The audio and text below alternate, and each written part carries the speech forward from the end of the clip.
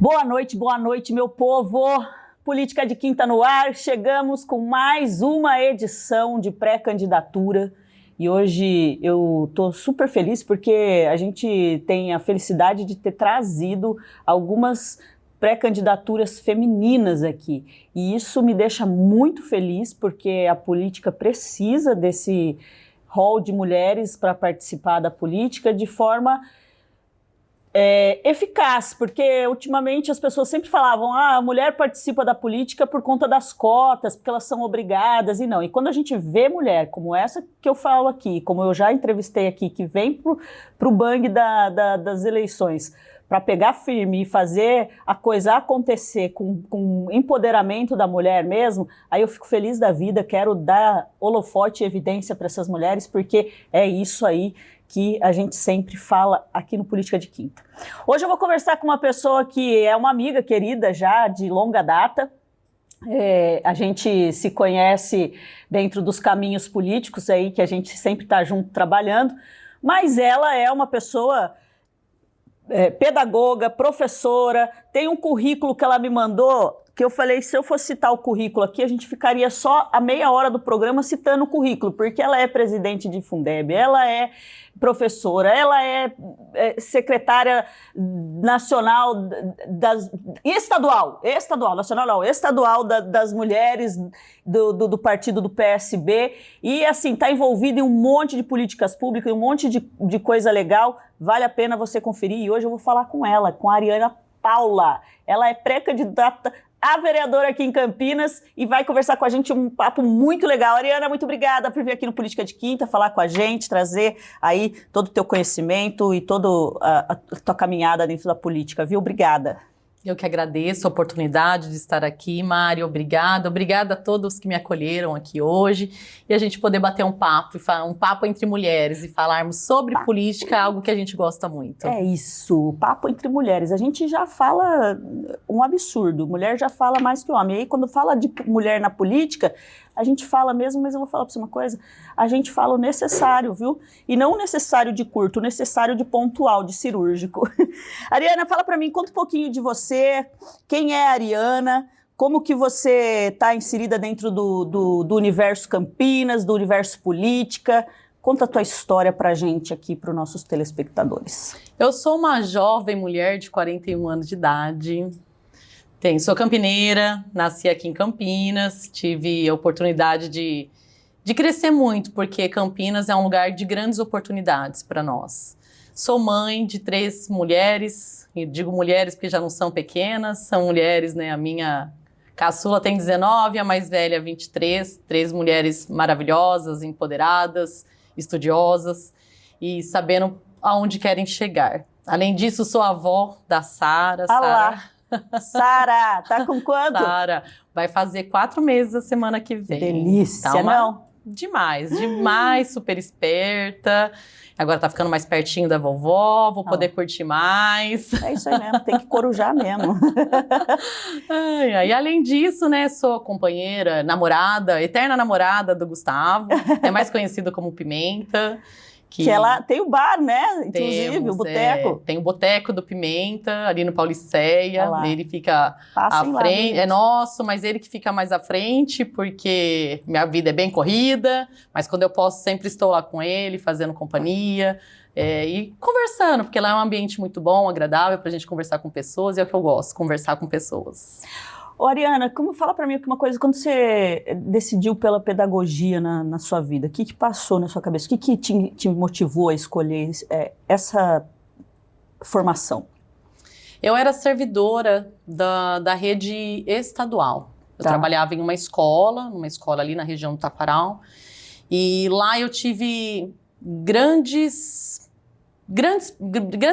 personalidades, professores, equipe gestora, que viam em mim o potencial, que eu ainda muito nova e eu não via. Se eu fosse buscar naquele momento cenários lá atrás da minha trajetória, tinha tudo a ver eu ir para essa área. Mas eu era nova, com 3 crianças pequenas, aquela loucura, e não tinha muito tempo para sonhar com o futuro, mas sabia que eu precisava modificar a minha situação para também fazer a história das minhas filhas diferentes. Então, eu praticamente fui empurrada por eles, por olhar e falar, Ari, é a sua cara, faça. Me ajudaram muito. Eu vim de uma história aí de muita dificuldade. Tá. E ajudar as pessoas e ser ajudada faz a diferença na vida das pessoas. 2 gestores meus pagaram, na época, um curso para eu me especializar e até prestar concurso depois, mas já olhando aquela situação minha ali, que eu já estava no final do curso, que eles insistiram muito, falei, não, vou fazer. Fiz pedagogia, na época com a tentativa de bolsa, não aconteceu, e fui ajudada pela minha família e consegui concluir o curso, e logo em seguida já ir para o universo da educação infantil, mas com a ajuda desses gestores que eu tive. E aí você vai para o âmbito sala de aula? Sim, exato. Você dá aula para que período na escola? Era fundamental? Como que era? Era crianças, mais jovens? Quando eu estava no estado, eu trabalhava na parte administrativa, eram adolescentes, então a faixa etária deles era entre 10 a 14 anos de idade. Aí quando eu venho para a educação infantil, que foi em 2009, já eram crianças pequenas, eram bebês. E eu comecei como agente de educação infantil. E você teve essa experiência na sala, ou não? Sim, na sala de aula. Tá. Ali eu fiquei por longos anos, mais ou menos até 2018, 2018, eu fiquei em sala de aula. Eu passei pela experiência de agrupamento 1, que na rede, quem conhece sabe que são agrupamentos, são crianças de diversas idades agrupadas. Então, agrupamento 1, que são as crianças menores junto com os bebês, e agrupamento 2, também, que são as crianças um pouquinho maior, até 3 anos de idade.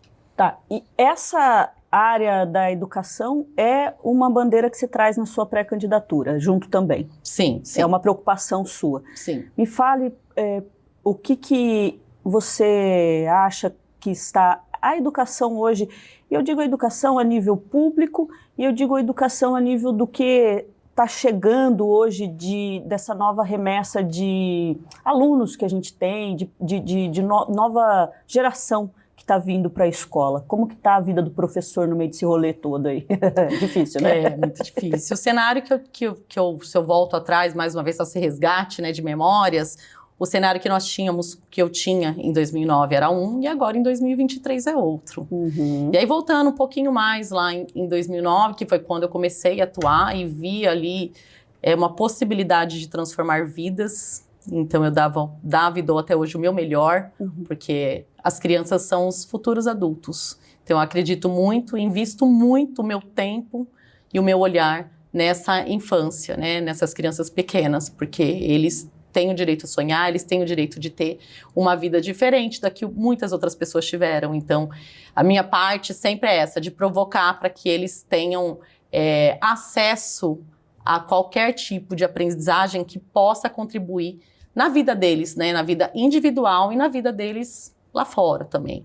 E é lá que começa. Então, nessa trajetória, Mari, quando eu comecei a atuar direto na sala de aula, eu identifiquei diversas dificuldades, como profissional e também tendo empatia pelas famílias. Tá. Foi quando eu comecei a fazer muitas militâncias, participando de fóruns, de movimentos junto com as famílias, de discussões, para a gente pensar sempre numa educação que evoluísse, numa educação que fosse melhor, que tivesse mais estrutura. E isso me motivava a ver que as pessoas me olhavam como referência, as famílias, os colegas de trabalho, justamente por eu não ter medo dos enfrentamentos que a gente tinha para poder justamente trazer um cenário melhor para as crianças e para as famílias. Não só da onde a gente atendia, mas como Campinas como um todo. Foi motivador para a minha vida, não só como profissional, mas como também ser humano. Eu aprendi muito e nessas dificuldades que eles tiveram, eu olho hoje, é um cenário mais propício, no entanto, muitas coisas mudaram, o mundo mudou. A gente veio aí de diversas mudanças, em especial a questão da pandemia. O cenário que a gente tem hoje das crianças é um cenário muito diferente, das famílias também. E, de certa forma, a gente eu tenho tentado me adaptar a esse novo. Sim. Porque todo mundo passou por alguma situação muito difícil, e situações essas que trouxeram traumas, bloqueios, falta de estímulo, e aí cada caso é um caso, eu estou falando de uma maneira mais genérica, assim. Então, também requer de nós, profissionais, uma adaptação para lidar com todo esse novo. Claro. Até onde a gente pode, é claro. Há outras situações que a gente precisa estar dialogando com o nosso governo, né? Conversando também com a sociedade, para a gente pensar aí numa maneira da gente ter mais condições de estar fazendo ali o acompanhamento com as crianças de uma outra maneira. Porque a gente vê crianças hoje, Mari, que infelizmente às vezes não conseguem fazer movimentos mínimos, como por exemplo abrir uma torneira, segurar um lápis. Estou dando assim uma ideia para vocês entenderem, além de questões comportamentais também. A gente sabe que as famílias foram avassaladas pelas dificuldades, muitos perderam emprego, muitos tiveram uma desestrutura familiar muito grande, que até hoje, inclusive, não conseguiram recuperar. Então, a gente também tem esse olhar pela população. Maravilhoso. Eu tenho que fazer 2 observações aqui, assim. A primeira é que eu achei muito sensacional o que você falou. Eu fiquei travada nessa frase que você falou, que você adorava proporcionar o aprendizado para a vida delas.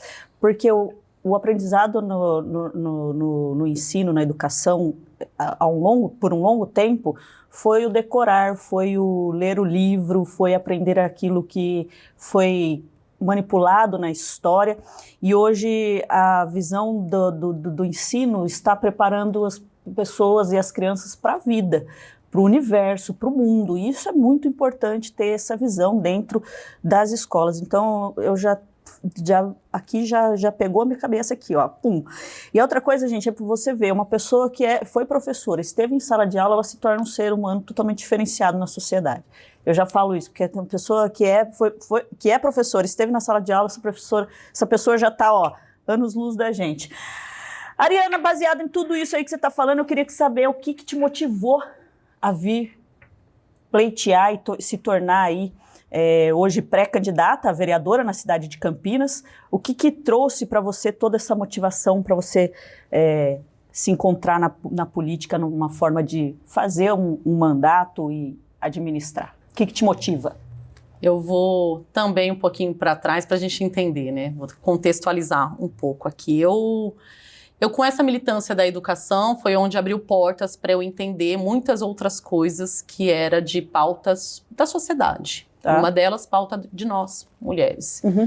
Como mulher, eu tive que me desdobrar muitas das vezes para poder, hoje, estar onde eu estou. E aí, justamente por isso, e ver toda a dificuldade que eu tive, só que eu tive muitas pessoas que me ajudaram, porque sozinha eu não conseguiria. Tive toda uma rede de apoio para poder estudar, para poder cuidar da minha casa, para poder ajudar com as minhas filhas. Isso para outras pessoas não é algo que muitos têm. Então, de certa forma, a gente serve de inspiração. Sim. E nesse processo, muitas mulheres chegavam, conversavam comigo. E aí, através de um partido, eu vi a possibilidade da gente se aprofundar mais sobre políticas de mulheres e outras mais, que a gente vai ainda falar sobre isso aqui. Nós temos uma secretaria dentro de cada partido, no nosso, né, no meu caso é o PSB, nós temos a Secretaria Municipal de Mulheres, em que a secretária é a Cláudia, e a Cláudia também foi uma das pessoas que enxergou em mim essa possibilidade de crescimento político, de crescimento para ocupar um espaço e para a gente, de certa forma, trazer outras mulheres e demonstrar para outras mulheres que é possível e que a gente precisa estar nesses espaços.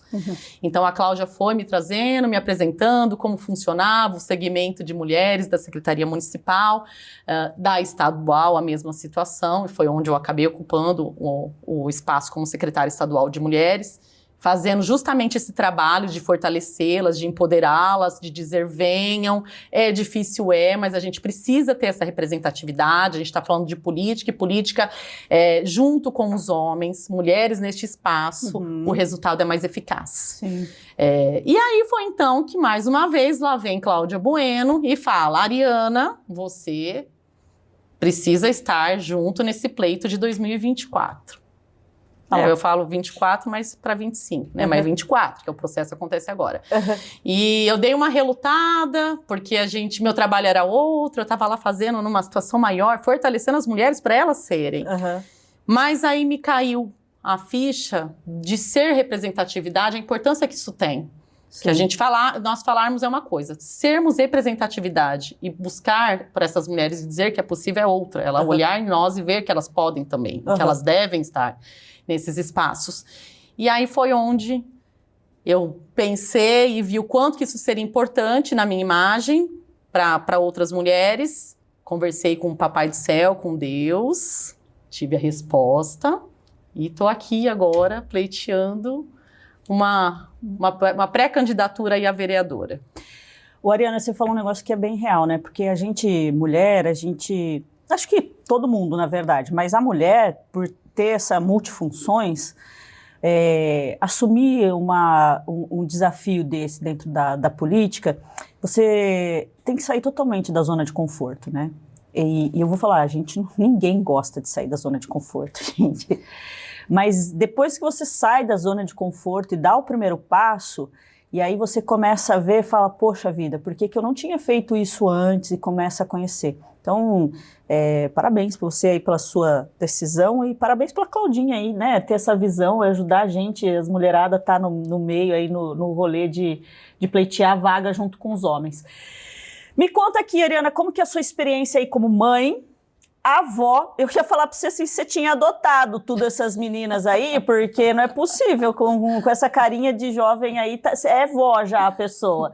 Professora, ativista, como que tudo isso influenciou e permitiu você entrar para a política? Porque eu sei que você está hoje se propondo a pré-candidatura a vereadora em Campinas, mas você está na política já há uns bons anos aí, atuando nos bastidores, né? Sim. Como que isso tudo te influenciou? Quando você falou, porque eu também sou mãe, eu sei disso, a gente fala, o meu filho mesmo passou praticamente, que está aqui agora me acompanhando, inclusive, ele passou uma boa parte da vida dele sem a mãe dele, porque a mãe dele estava trabalhando dentro do rolê todo e indo para cima. Então, a gente acaba sentindo aquela culpa, aquela situação, meus filhos, e eu tô falando de uma, a Ariana 3, e agora a avó. Como que é tudo isso? Como que passa tudo isso na sua cabeça? Como isso influencia dentro da política para você?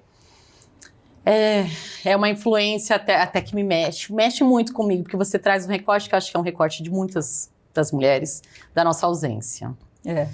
Mas a nossa ausência, eu vou falar das minhas filhas, elas foram seguidas de bons exemplos. Hoje elas entendem a minha ausência. Na minha ausência foi quando elas pegaram gosto pela leitura, de ver. Eu li a vida inteira para elas e não é só isso, mas de por vezes eu não poder estar com elas, estar me dedicando, lendo ou fazendo um curso ou algo do tipo, sempre conversando com elas sobre isso e elas entendendo. Naquele momento eu acredito que não, Mari. Hoje elas entendem isso, né? Então hoje elas olham para mim e elas sentem tamanho orgulho e admiração por mim. Maravilhoso. De me ver lá debruçada em cima de um livro, enquanto eu pedia para elas, eu preciso estudar agora. E como elas são em 3, diferente de um só, eu falava, que também não está correto, mas eu falava, brinquem juntas. E eu, por vezes, deixei de brincar com as minhas filhas. Então, a gente paga um preço. Né? Eu fazia o que eu podia nos momentos que eu tinha de lazer. Eu dava o máximo para elas. Sempre onde eu pude levar elas em áreas públicas. Eu até falo isso, porque é uma coisa que eu falo muito para as famílias lá na escola. Levem seus filhos para áreas verdes. Levem para parques. Brinquem. Aproveitem a infância dele. Porque depois, quando eles crescem, tudo isso não era para perder, mas perde a graça. Então, assim, elas me trazem essa motivação de eu olhar para elas e ver que por elas terem me olhado, terem me colocado como referência, elas também escolheram uma trajetória acadêmica. Que bom. Isso é maravilhoso. Eu sempre falava para ela, só que não errem nisso, não errem aquilo, porque é o lance da culpa, que também é outra coisa que eu converso com as minhas famílias, em especial mães, porque a gente carrega uma culpa em tudo. Você poderia ter ficado a maternidade toda, a infância toda dele, o dia todo, você ia carregar uma culpa porque você não saiu para trabalhar. E porque se você tivesse saído para trabalhar, seu filho poderia ter tido tal situação. Nós, mulheres, nos cobramos demais. A gente sente culpa demais. E eu sempre... Essa também é um assunto que eu sempre puxo as mulheres, mães lá, de tirarem um pouco essa carga delas. Sim, sim. Porque a gente pode até adoecer por isso, Claro. pela sobrecarga que a gente tem. Porque não é só os filhos, né? Você sabe que tem uma frase que fala assim, ó, tem uma frase que fala assim, quando nasce um bebê, nasce uma mãe, né? Tipo uma coisa assim. Eu falo, quando nasce uma criança, quando nasce um filho, nasce uma culpa. Porque a partir dali, a mãe vai crescendo, abastecendo nela aquilo assim. Eu vou lá no quarto ver se ele tá respirando. Que mãe não fez isso? Porque, tipo, se ele não estiver respirando, meu Deus, eu não fui boa o suficiente para cuidar dele enquanto ele morreu. Tipo isso, né? Então, assim, a mãe vai sustentando uma culpa nela, assim, até de coisas que não tem nada a ver com o filho, com a filha, com os filhos, porque os filhos, a relação deles não é essa, né? A gente acaba criando uma culpa na gente e a mulher sempre tem esse rolê na cabeça dela que dificulta todo o caminhar dela. Sim. Tira isso de tudo. Misericórdia. E Ari... Uma tossida pro meu produtor Vinícius, porque ele fala que eu tosso todos os programas. E aí, Ari, me fala uma coisa. Estando aí à frente dessa parte da mulher, estando à frente da Secretaria Estadual das Mulheres, tem alguma coisa que você tem pensado de política para trazer? Eu acho que esse trabalho você já fomenta, né? Eu digo trazer de forma municipal, porque hoje estadual a gente fala de uma diversidade do estado todo. Mas o que tem aí rolando na tua cabeça sobre a política para a mulher na cidade, aqui em Campinas? Então, Mari, a pauta da mulher é uma pauta muito extensa. Porque há anos e anos nós fomos negligenciadas. Uhum. Então, a gente também é um cenário que a gente busca, né? A gente demorou a ter direito ao voto. Nós tivemos que primeiro ocupar, isso a gente está falando de muitos anos aqui. Acho que a gente começou a caminhar na Constituição, né? Em 88. 88 que a mulher foi votar a primeira vez. Muito recente. E nós éramos silenciadas e eu não coloco isso como algo assim, os homens faziam isso. Muito pelo contrário, a gente vem de uma história que era assim, tá? Uhum. Eram homens que a mulher tinha que pedir licença ou ter o direito à fala, que sim era, mas é uma questão histórica, que vem lá de trás, tá? Então, quando eu falo não culpar, não é no sentido de que nem eles tinham noção do quanto aquilo agredia uma evolução de uma sociedade. Uhum. Então, eles também não tinham noção disso. Então, com a Constituição, aos poucos, a gente foi ganhando esse espaço. Então, tivemos algumas conquistas, ainda temos muitas para conquistar, mas a gente começou a ocupar o espaço privado, indo atrás de emprego, e tendo que dar conta de tudo ao mesmo tempo. E aí a gente começou também, fizemos um avanço para o espaço público. Por quê? Porque nós precisamos de mulheres falando sobre as nossas pautas. De construir as nossas pautas junto com os homens. Para a gente, de fato, trazer o que eu disse anteriormente, qualidade nos resultados. E a gente só traz quando a gente faz a escuta com os diferentes segmentos. E a mulher precisa estar lá.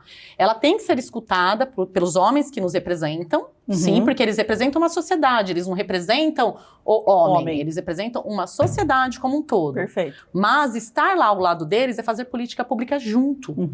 Então as mulheres também começaram a entender a importância, ocupando conselhos, ocupando coordenadorias, ocupando diretorias, secretarias.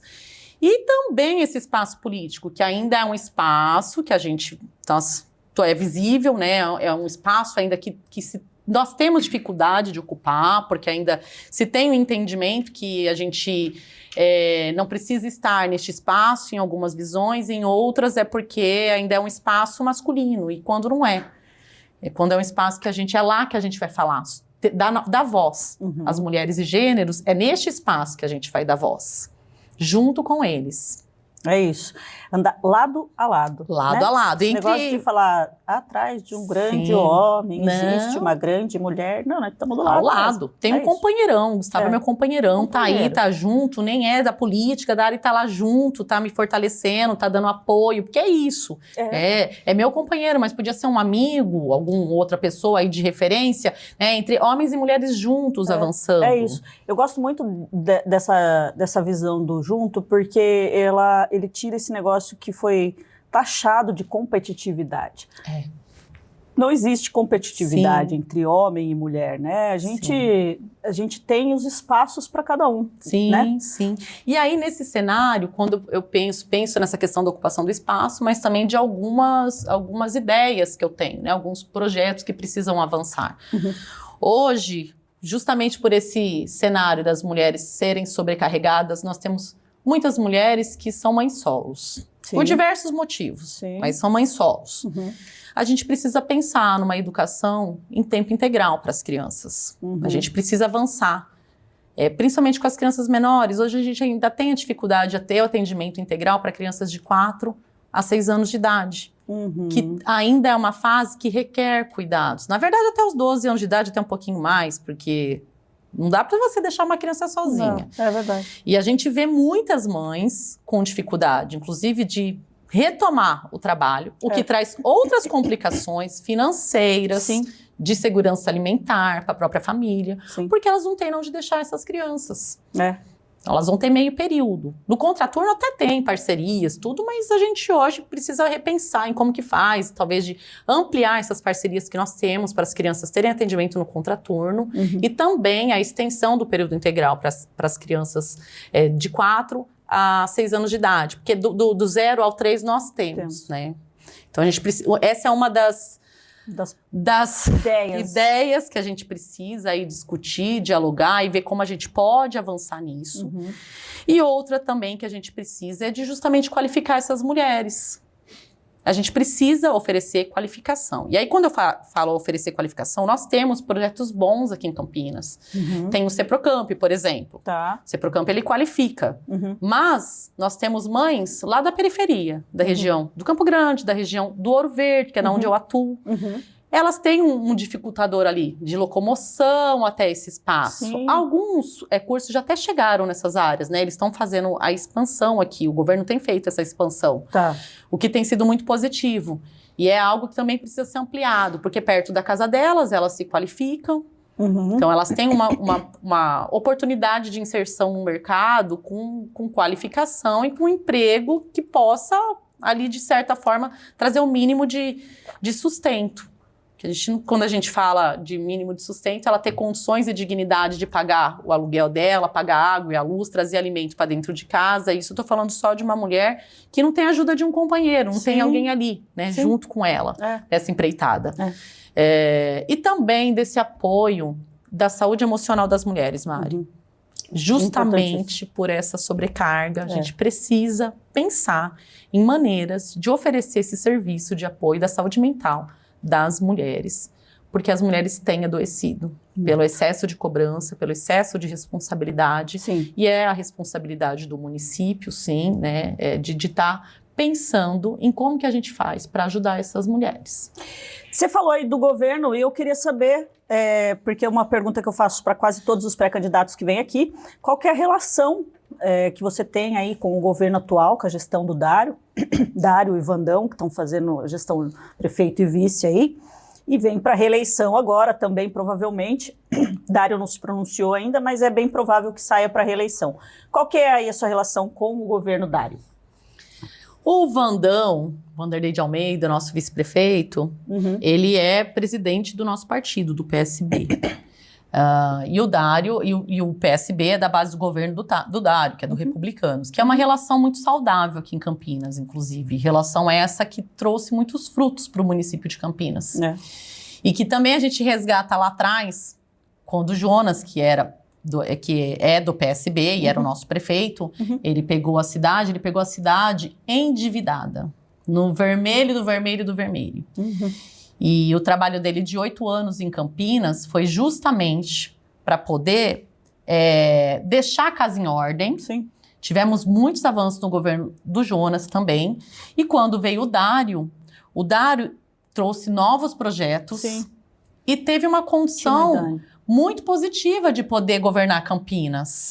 E ele não só teve condição, como ele está sendo um bom prefeito para Campinas. Porque o que a gente costuma ver, Mari, é assim, muda governo, muda tudo, quebra tudo, né? Eu não quero mais isso, e a população fica à deriva. Campinas tem problemas, não são poucos. Dado o tamanho de Campinas, os problemas serão grandiosos como o tamanho de Campinas. Sim. Mas nós tivemos aí na educação mesmo, né, que é uma das situações, é sobre a questão de vagas, que até vou no Conselho Tutelar como professora, que é um dos maiores problemas que Campinas tem. Então, com a criação de mais vagas para as crianças pequenas, isso vai dar uma desafogada muito grande para a população. E não é só uma desafogada, a gente está falando de direito da criança, né? O direito da criança tem que ser cumprido. Então, a Prefeitura de Campinas teve esse olhar e também está garantindo esse direito para a criança, que é um direito dela, de estar em um ambiente protegido, integralmente protegida. Entre outras que a gente poderia citar aqui, tem uma que tem muita crítica sobre isso, mas eu não critico porque eu fui uma dessas que morou em rua sem asfalto. Aí, quando às vezes a gente fala assim, olha, as ruas com asfalto é besteira, já ouvi muito isso. Tá. Mas o asfalto traz mobilidade, ele traz dignidade, ele traz o acesso do ônibus na porta da sua casa. Claro. E só quem viveu isso para saber. Sim. Então, tivemos um avanço muito grandioso em relação a isso também, da Anhanguera para lá, que são as regiões que foi mais asfaltada. Tivemos outros lugares também, mas esses foram... foi uma coisa que para mim também foi muito marcante, porque eu vivi isso, de ter que... Vergonha, às vezes, de ir para a escola, porque a rua era toda de barro, e eu lembro que eu ganhei de presente um tênis, porque a gente era muito pobre, né? A gente tinha muita dificuldade. Eu ganhei um tênis branquinho. Em dia de chuva, eu ficava, sabe, triste de ter que ir, porque minha mãe obrigava, não deixava a gente faltar. Não era uma opção faltar. E eu não queria ir, porque eu cheguei com o tênis lá todo vermelho. Já chegava vermelho todo dia por causa do pó, né, que tinha na rua. Mas piorou quando chovia. E isso mexeu muito comigo, porque eu entendo que é isso. E a gente entendeu. O que a gente não entende, a gente escuta. E a gente trabalha com empatia para entender isso, colocar no lugar do outro e saber o que de fato é bom para mim. Nem sempre é para o outro, mas foi bom para uma grande parte ali. Eu tenho meu genro que ele morava, né, no Vila Vitória. Tá. E o Vila Vitória era a mesma situação. Às vezes ele falou que não conseguia sair para trabalhar, que tinha um problema seríssimo ali de locomoção. Então o asfalto, para mim, se resume nessa questão, né? O que foi feito foi um olhar, foi uma demanda da população, inclusive, não foi solto, uma demanda da população que foi atendida para trazer dignidade para essas pessoas. É isso mesmo. E agora já estou muito feliz também com a educação. A gente tem outras áreas aí que eu percebo que a gente precisa ter um olhar também atento. Eu creio que o governo está tendo um olhar atento, mas ele está fazendo aos poucos e conseguindo aí ir atendendo todas as demandas que o município de Campinas tem. Ari, você falou aí uma palavra que é a sua cara, que é empatia, né? Você tem empatia sobre diversos públicos, inclusive. A gente fala que você está à frente aí da Secretaria Estadual das Mulheres, mas eu sei que você tem aí paixão pela questão da diversidade, da inclusão, da questão dos jovens, da questão da justiça para as mulheres e tal.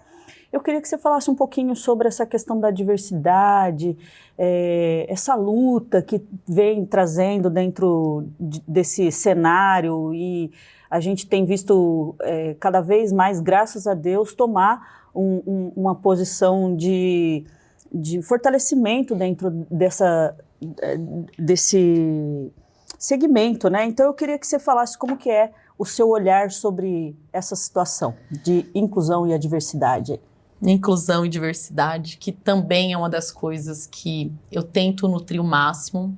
Daí já é um papel, assim como a Ariana, sociedade civil, Ariana Civil, da importância de, desde quando os nossos pequenos nascem, da gente conversar com eles sobre as diferenças e o respeito que tem que vir junto.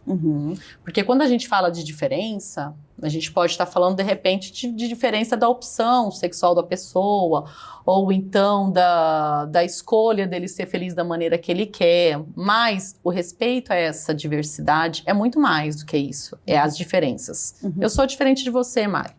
Você é diferente de mim.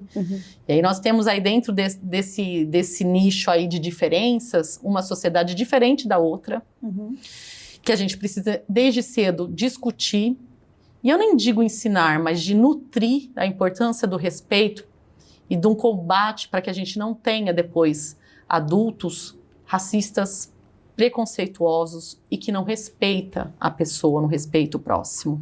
E que faz julgamentos. né? Então, nessa perspectiva, é algo que me afeta muito, porque às vezes a gente não percebe, mas você pode estar deixando de transmitir isso através do seu próprio exemplo. E dentro dessa diversidade, da inclusão, eu queria falar de 2 pontos que para mim também é importante, que é uma bandeira, que é sobre a questão da inclusão de crianças com TEA. Na verdade, eu vou falar PCD. Porque eu falo do TEA porque ali tem uma característica específica, aí a gente pode ter um TOD que tem um outro tipo de característica, ou um cadeirante. Então vamos falar de pessoas com deficiência. Tá. No universo da educação, é outra coisa que a gente precisa debater e discutir, porque a gente tem a inclusão, e aí eu não vou falar da rede municipal, vou falar da educação como um todo, que é da privada, da estadual e da municipal, se tem a inclusão. Mas não se tem garantia de condições de desenvolvimento da aprendizagem daquela criança. Então a gente precisa discutir essa pauta e ver como que a gente pode fazer para com que aquelas crianças não passem só os anos lá. E que elas tenham um acompanhamento diário, cotidiano, de estímulo. E não dá para colocar nas costas do professor. Não dá para falar que o professor tem que ser multifuncional, e usar termos, sabe, de sobrecarregá-los também, porque a gente está num cenário de uma média de 20 crianças por sala, tem lugares que chega a 45, 50, Sim. E aí você tem que pensar na criança. Se a gente tem que pensar na criança, o que a gente pode fazer para ajudar? A gente precisa vou usar um termo aqui, um tutor qualificado, ou um professor qualificado, que esteja ali, que ajude na atividade, que direcione a todo momento, porque o tempo dele é diferente do nosso tempo. O tempo de todo mundo é diferente. Mas aí falando especificamente de crianças com TEA, o tempo deles é um tempo próprio. E é um universo próprio que eles têm. Então a gente tem que ter esse olhar.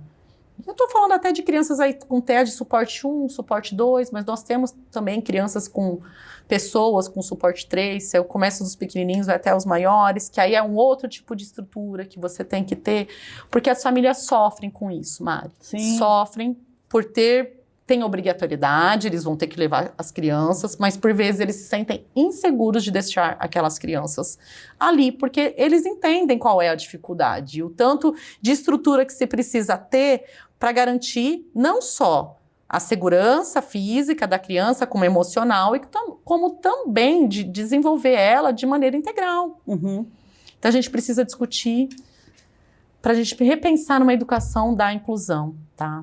E da diversidade, quando eu falo da diversidade de gênero, a gente está falando dos LGBTs.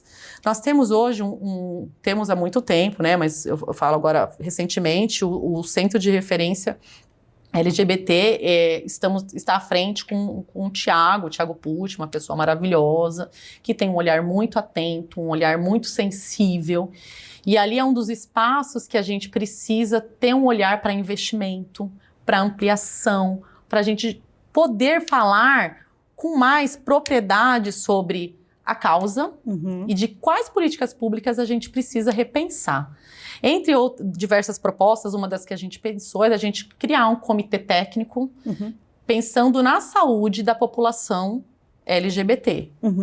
Então, dentre diversas, igual eu falei, né, não vou tirar tudo aqui, porque nós não temos hoje, então a gente precisa pensar nesse comitê para repensar nessa pauta sobre a saúde da população LGBT. Tá. Fundeb. Tá presidente ainda do Fundeb, eu sei que em breve você deve se descompatibilizar pela questão legal das eleições, mas eu queria que você falasse um pouquinho pro pessoal, primeiro, o que é esse Fundeb e como que é estar presidente lá, que eu sei que é um órgão muito importante para a área aí da educação, e eu queria que você falasse um pouquinho pro pessoal como que funciona isso aí. O Fundeb, bom, vamos começar que esse foi meu último mês agora em junho, porque a desincompatibilização acontece agora em julho, e eu saio do cargo de professora de educação infantil, e por representar o segmento professora de educação infantil, eu não posso continuar presidindo o Fundeb. Aí eu informei o pessoal, fiquei muito triste, mas faz parte, né? A gente faz uma pequena pausa, e lá o grupo também é muito bom e tá muito alinhado.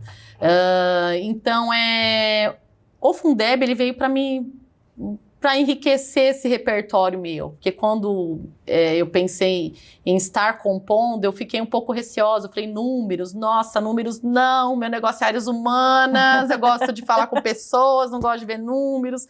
Mas aí eu entendi a responsabilidade de estar lá, e eu adoro responsabilidade, eu adoro desafios. Falei, vou. O Fundeb, o conselho, né? Nós somos formados, é um conselho, nós somos diversos representantes de diversos segmentos, tem de equipe gestora, tem representante da sociedade civil, temos de representantes de pais de alunos, então ele é composto por diversas representações. E dentro do conselho, nossa responsabilidade é fiscalizar, vou falar de uma maneira mais prática, tá? Nem fiscalizar, acompanhar a aplicação dos recursos feitos na educação como um todo, tá? Vindo do Ministério. O dinheiro, ele vem do federal, ele vem do estadual, que é ICMS, tem várias taxas, né? Tem da municipal também, então são os recursos que são próprios só para investimento para a educação. Então esse valor que ele vem, ele não pode ser investido em outra pasta, em outro segmento, na cultura, em qualquer outro lugar, não. Só para a educação, tá? Então, a gente faz um acompanhamento dentro desse investimento, desse recurso que vem para investir na educação. Também tem o investimento, é permitido, né, o pagamento da folha de funcionários, dos servidores, que hoje ele acaba custeando uma boa parte, né, bem expressivo para o pagamento dos servidores municipais da educação. E o restante é aplicado de diversas maneiras. De repente, ali, melhoria na sala de aula. E aí, qual é o nosso trabalho de acompanhar esse investimento?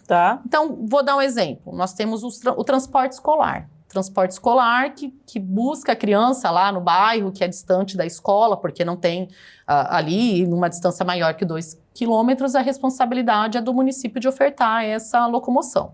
Então, esses ônibus, eles são adquiridos através de licitação, mas é a nossa responsabilidade, por exemplo, estar verificando se esses transportes estão em boas condições para transportar nossas pequenas crianças, né, ou os maiores.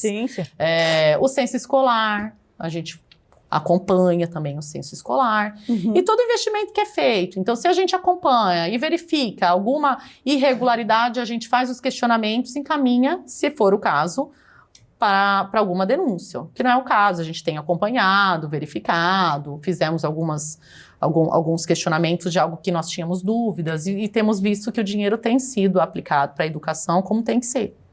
Entendido. Você também foi conselheira tutelar em Campinas. Quantos anos você ficou no conselho? Fiquei 2 anos, 2 anos no conselho? 2 anos. Como que, eu acho que o conselho tutelar em Campinas é um conselho muito responsável, muito ativo, né, em Campinas. E eu sei que, eu imagino que deve ser uma lição de vida passar ali algum período como conselheira. Como que o que trouxe isso aí de lição para você? O que você aprendeu dentro do conselho, vendo as vivências e mazelas também que tem aí dentro do conselho tutelar, que deve ter coisa que a gente até, né, de arrepiar cabelo. Como que foi essa experiência para você? Mari, a Ariana que entrou no conselho tutelar foi uma, e a que saiu de lá foi outra. E uma das coisas que eu levo até hoje como lição é a escuta. Então, eu já tinha uma escuta boa, porque escutar não é ouvir.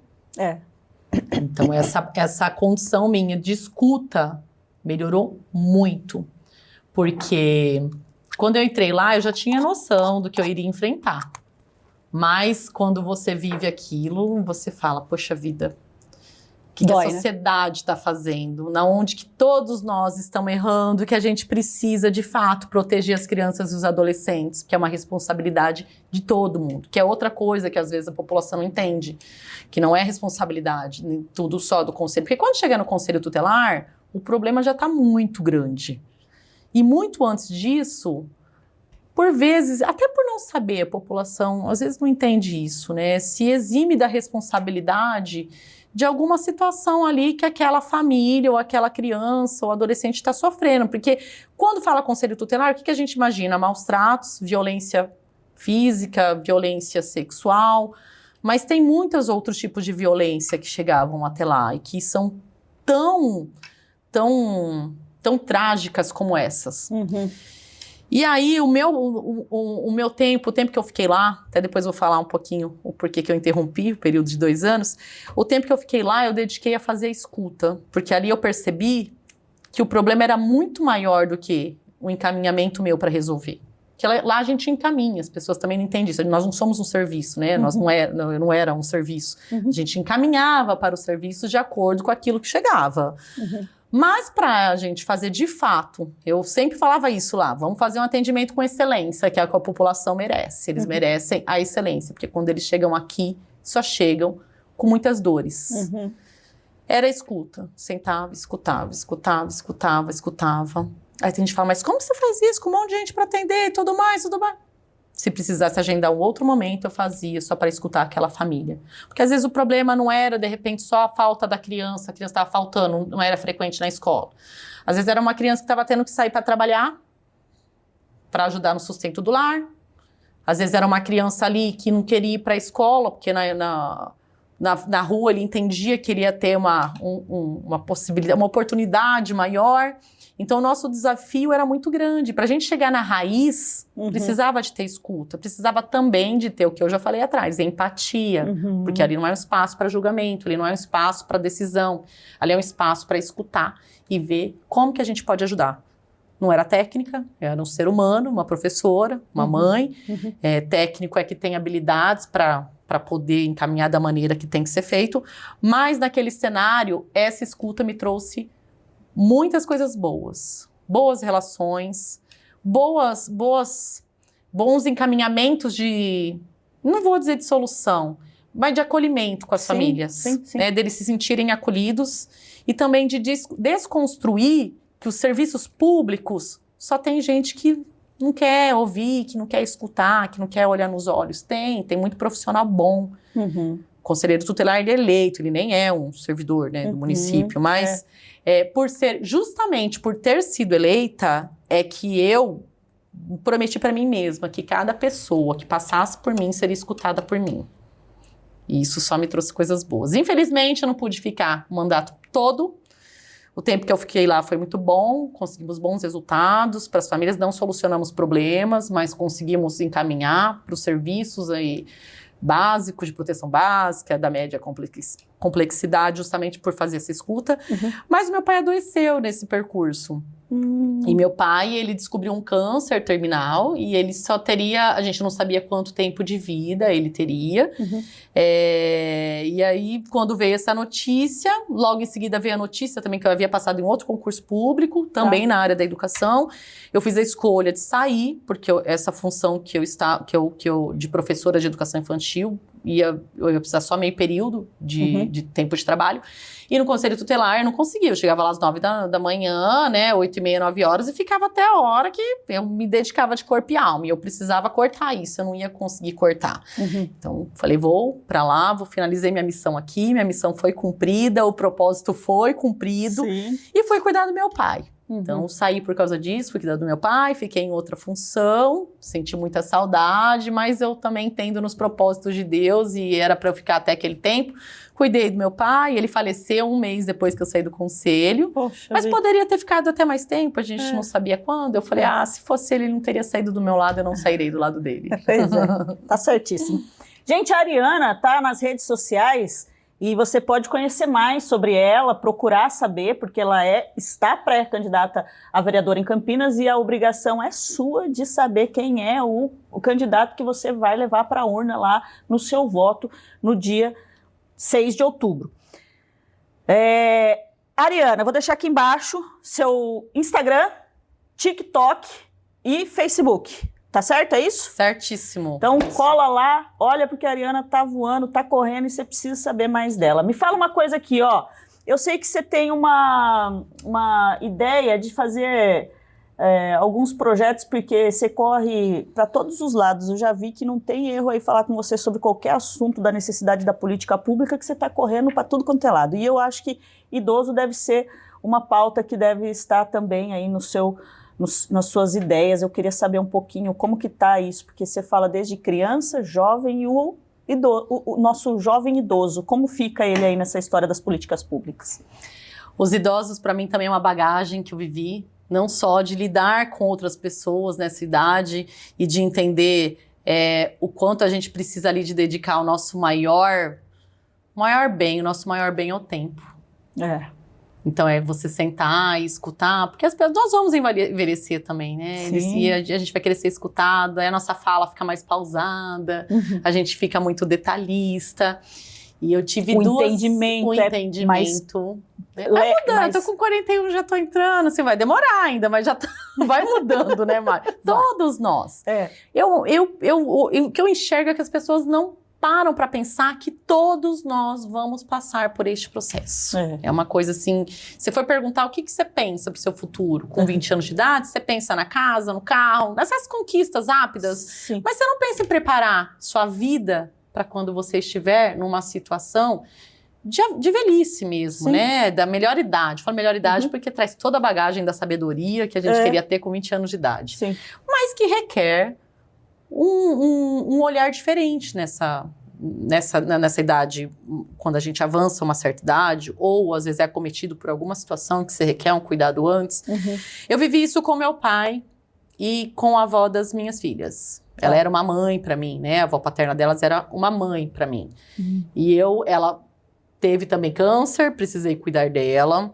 Ela teve um AVC que acabou piorando a situação dela. E naquela situação, eu comecei a cuidar dela também em casa. E aí foi onde eu já comecei a perceber, por exemplo, eu tinha estrutura para cuidar de tempo também, porque trabalhava, naquela época era monitora, trabalhava meio período. Depois meu pai a mesma situação. Mas e quantos não têm essa estrutura familiar, porque não é estrutura financeira, é familiar, porque ainda tem outro problema, tem estrutura financeira. Familiar para estar cuidando dessas pessoas, das pessoas com mais idade. Não é algo simples. O manejo que você faz, o cuidado, a medicação. Então, hoje, a alimentação.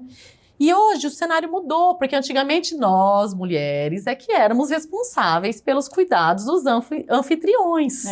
Hoje não tem mais, porque hoje o papel da mulher também de estar saindo, estudando, trabalhando.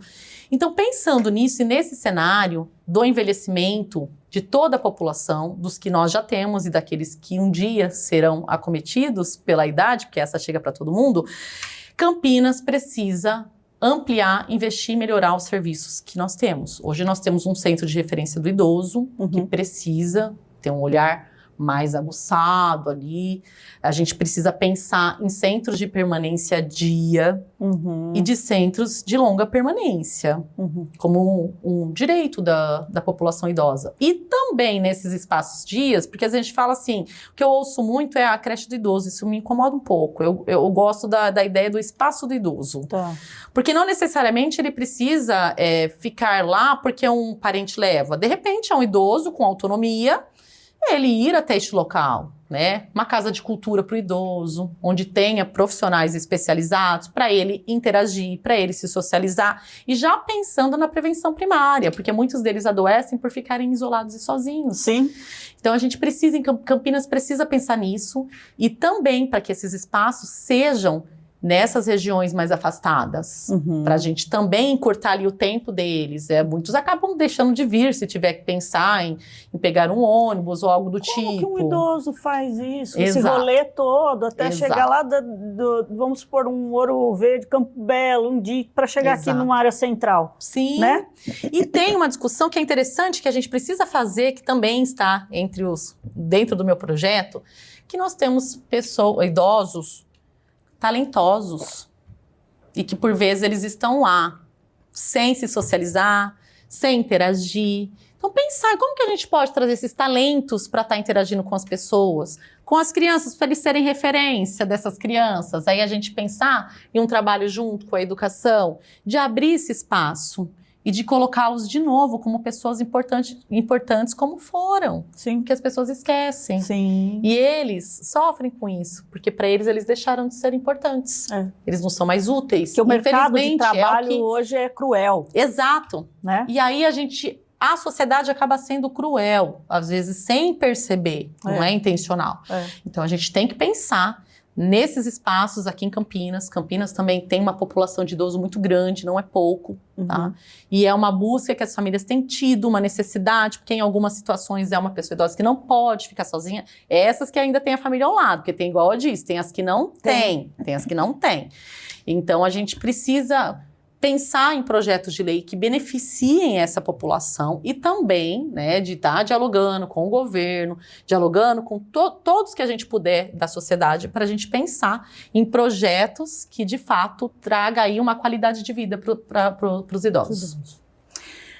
Ariana, encaminhando aqui já para o nosso final aqui da nossa entrevista, passar rapidão, hein, cara? Tinha um monte de coisa que eu queria falar aqui, cara, e eu vou falar, eu fico aqui depois pensando, ai meu Deus, deveria ter perguntado aquilo, eu deveria ser... Eu também vou ficar, não falei tal coisa, não falei tal coisa. A gente fica, ai meu Deus, tinha que ter falado isso, tinha que ter falado, mas não tem problema, viu, gente? Vai lá e nas redes sociais aí da Ariana, que lá ela solta a voz com tudo mesmo. Quero saber de você o que você considera essencial aí para o futuro, cheio de esperança para todas as gerações. O que você acha que seria essencial no futuro para essa geração toda que a gente está falando? Criança, idoso, a diversidade, a inclusão, PCDs. O que você acha que traria diferença na nossa sociedade nos dias atuais? Em especial é a conscientização da importância da equidade, da solidariedade, da igualdade. Então, eu acho que enquanto a população não despertar para essa conscientização, vai ser muito difícil. Que a gente tô como pré-candidata, querendo correr atrás, para a gente diminuir, minimizar essas diferenças, né, essas desigualdades que existem, mas a população como um todo precisa criar essa consciência de evolução, né, para a gente ter aí um equilíbrio entre pessoas. E a gente falar de uma igualdade de verdade, de justiça social de verdade. E isso eu acho que depende da sociedade, do nosso trabalho, com certeza, mas também da sociedade como um todo. Cada um de nós vai fazendo essa diferença. Não tem como, viu, gente? Somos responsáveis. A mudança começa em nós. Ariana, no final aqui do nosso Política de Quinta, eu sempre peço para os pré-candidatos deixar uma mensagem aí para os nossos telespectadores, falar um pouco de você, ou então como que está o seu rolê, e aí o pessoal fica à vontade para soltar a voz, falar o que quiser, a câmera é sua, pode falar com os nossos telespectadores do Política de Quinta, fique à vontade. Vou ficar à vontade, eu vou ficar mais uns 10 minutos fica à vontade, aqui. Fica à vontade, eu tô indo embora, você fecha tudo aqui, tranquilo, tá? Vou fechar, vou falar, deixa eu gravando, aí depois você vê aí o que a gente consegue. Pode soltar a voz, solte a voz. Então meu papo é para a população de Campinas, então população de Campinas. Dispus meu nome justamente porque eu não vou conseguir fazer esse enfrentamento sem vocês. Então quando eu falo população de Campinas e falo pré-candidata Ariana Paula, é pedir para vocês estarem aí conhecendo todo o meu trabalho, me chamando para a gente conversar, porque tem muita coisa que rede social, a gente já fala isso da vida particular, mas de uma vida também para pré-candidata a vereadora, não fala através de vídeos, mas me disponho a estar conversando com cada um, de estar escutando, ouvindo vocês, para ver o que a gente pode pensar junto, pensando aí num projeto coletivo, tá? O projeto, quando fala Ariana Paula, não é Ariana Paula, projeto de Ariana Paula, é um projeto coletivo. Então eu preciso estar aí nesse diálogo, nesse tete-a-tete com vocês, para a gente poder construir, de fato, uma Campinas diferente, uma Campinas de todos nós. Muito bom, essa é a Ariana Paula, conversou conosco aqui hoje no Política de Quinta, pré-candidata a vereadora de Campinas. Abre o seu olho, presta atenção, vai lá, cola na Ariana, vê o que ela tem aí de projeto que tá voando demais. Eu adorei te receber aqui. Adorei, de verdade, acho que a gente ficava aqui mais umas horas falando de várias coisas, viu? Adorei, obrigada, Ariana, pelo esse tempo, viu? Eu sei que você está na corrida aí de todos os compromissos. Obrigada por vir aqui falar com a gente, viu? Eu que agradeço, Mari, agradeço você e toda a acolhida aí de todos que te ajudam também nessa empreitada. E você é uma referência para outras mulheres. Que bom. Vou eu falar aqui, você já deve ter escutado, mas vou falar, porque a gente precisa sempre olhar para outra mulher e falar: nossa, você é uma potência. Você é, Mari. Obrigada, viu? Eu que agradeço. Obrigada. É muito bom ouvir isso. A gente dá uma maciada no nosso ego, que é importante também. E a gente rala pra caramba para ser isso mesmo. Para todo mundo saber que a gente pode mesmo, minha gente. Pessoal, esse foi o Política de Quinta de hoje. Eu agradeço vocês aí. Se você nos acompanhou até o final, cola lá no nosso YouTube, no nosso Instagram, segue a gente, dá uma moral, curte, compartilha. A gente conta com vocês aí, tá bom? Que aí nas redes sociais a gente só vai pra frente se vocês ajudam a gente, tá bom? Então é isso. Fica ligado que no próximo Política de Quinta a gente traz mais surpresas pra vocês. Até lá. Um beijo. Boa noite.